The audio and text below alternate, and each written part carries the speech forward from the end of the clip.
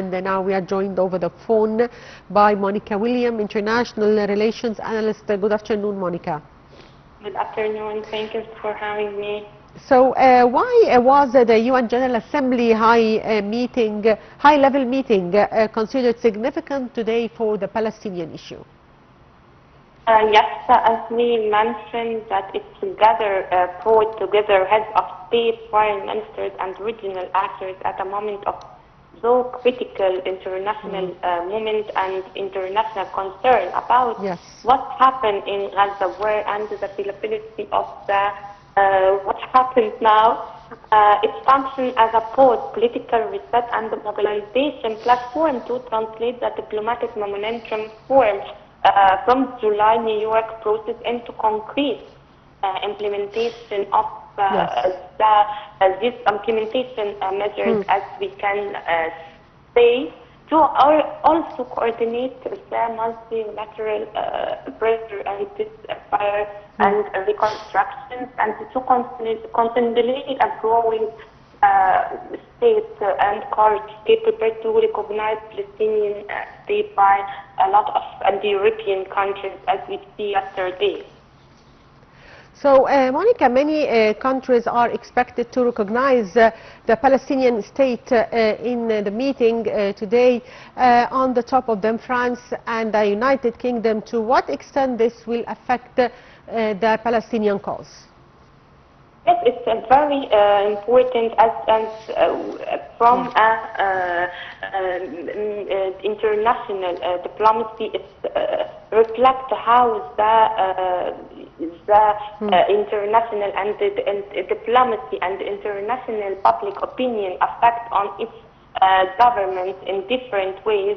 And you know that France and UK especially is a very traditional ally to Israel. So it's a very critical point. And on the other side, when we want to go in depth, while we can read the Israel immediate reaction and strategic calculation appears to be shaped by dual imperative, by projecting firmness while avoiding actions that could provoke its core diplomatic assets. Most people, and if we see that the Prime Minister Netanyahu convened an extremely small decision-making forum after the recognition announcement, it's very critical for them, indicates a desire to craft a clear-paid, internationally coordinated response rather than ideologically driven one. This consists with his decision to defer any concrete measure until after his consultations, of course, with the U.S. administration and President Trump in New York, underscoring that any Israeli move will be vetted through the prism of American tolerance and wider regional considerations. So, on behalf of President Abdel Fattah al-Sisi, Prime Minister Madbouli chairs Egypt's delegation at the high-level international conference on the Middle East two-state solution, which will be held in New York on Monday. What is the importance of this conference? As we know that Egypt and President Abdel Fattah al-Sisi participate, and that actually Dr. Mustafa Madbouli participation in U.S. reaffirmed Egypt's long-standing position as a key regional stabilizer and a defender of the Palestinian cause within a rule-based international order. In his speech, I guess it well underscored Egypt's dual commitment, first to ending the cycle of violence through an immediate ceasefire and humanitarian access to Gaza, and second, to revive the political horizon by raising international consensus around that two-state solution. So diplomacy, Egypt's diplomacy in this regard focused on three pillars. The political mediation, it's working when Qatar, as you know, and with coordination with U.S. and working also when UN members and major entities, major powers to prevent further escalation and keep negotiation valid. On the other side, perceiving regional sovereignty, warning against unilateral action that could imagine and could promote the conflict, including settlement expansion or measures to change the status of the Palestinian cause and displacement. So it's all the Egypt focus. And the third one is the humanitarian aspect, coordinating with regional and international relief efforts for Gaza and ensuring that aid reaches civilians without obstruction from the Israel side. Yes, also Foreign Minister Badr Abdelati stressed on the necessity of collective and urgent action to defend the principles of humanitarian international law that are undermined by Israel due to its reckless policies in the region. So what is the importance of discussing the humanitarian situation in Gaza now in the meetings in New York today? Yes, of course, Egypt firmly affirms the importance of the collective regional and international efforts as this critical genres, and I highlighted during the no single country can shoulder the responsibility of escalation and conflict resolution alone.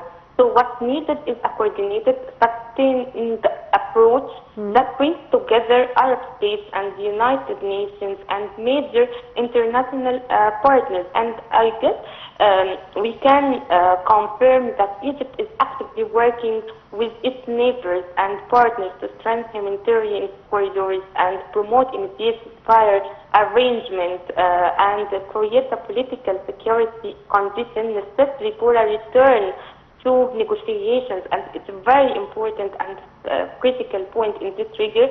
Our objective and Egypt's objective is so clear: to preserve the regional stability, protect civilians, and advance a just a comprehensive settlement based on the two-state solution. These efforts aren't only in the interest of Palestinian people, but of course it's also the entire region, whose security and prosperity depend on ending the cycle of escalation and restore hope through diplomacy, of course. So, Monica, also, could this gathering, in your opinion, pressure Israel to return to negotiations if they adopt a certain resolution that put Israel under pressure, like imposing sanctions, boycotting Israel? So, what's your take on this? Yes, we can make it by diplomacy, as we can see direct involvement in negotiation can build on three complementary tracks. As we see, the leverage direct security channels with both Israel and the Palestinian sides to establish a virtual de-escalation mechanism. Both joined working and international observers to prepare ground for confidence building measures, and it's very critical, I guess, point in this regard. And we can coordinate with key international actors, US and EU BRICS members, to present a unified diplomatic packages that tie corruption aid to clear political horizons.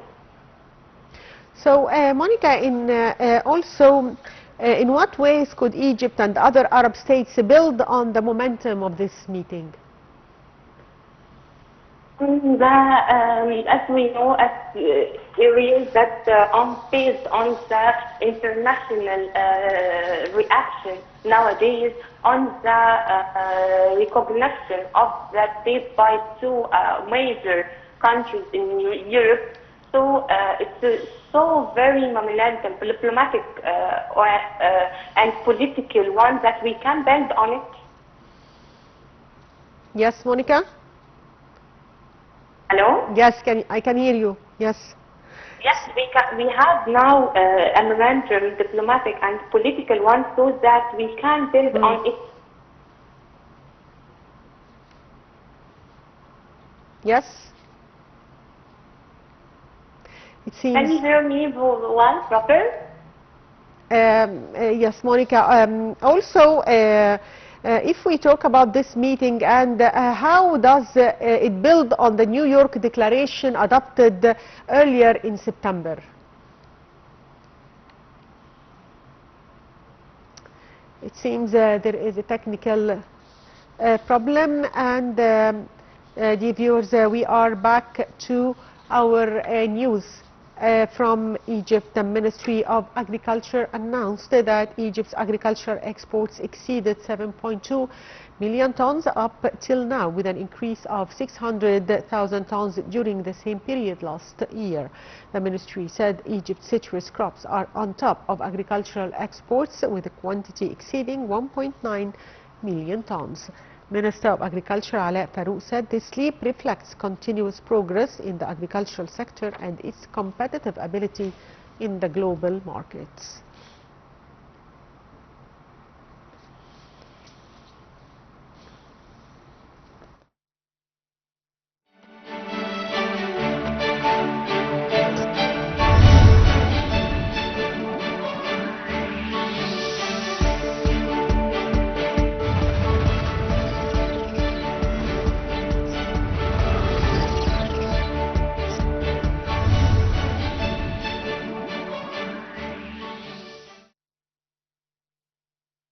And Egypt and Singapore signed a series of strategic agreements and memoranda of understanding covering investment, education, capacity building, aimed at opening new horizons for economic cooperation between the two countries. The signings took place at the Egyptian-Singaporean Business Forum in Cairo.